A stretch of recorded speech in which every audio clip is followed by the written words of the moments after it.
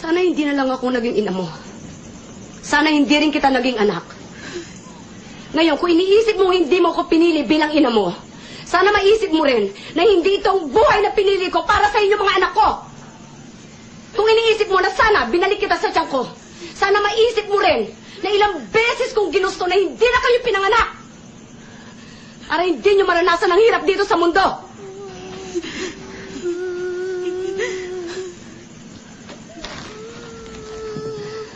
Pero nandito na ako. Andiyan kayo.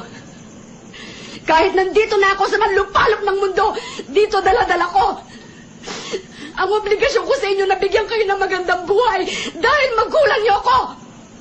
Hindi mo ako naiintindihan. Hindi ko hiningi lahat ng binigay niyo sa amin.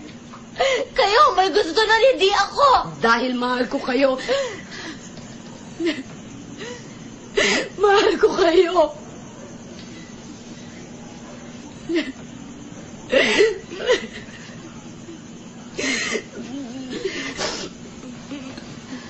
Ngayon, sabihin mo sa akin, sinasabi mong hindi kita naiintindihan?